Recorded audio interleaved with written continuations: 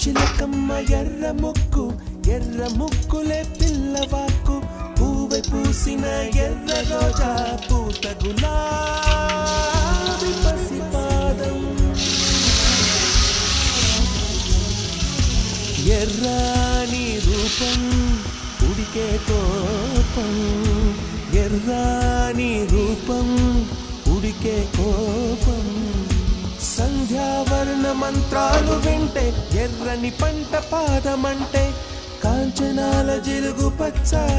కొండ బంతి గోరంత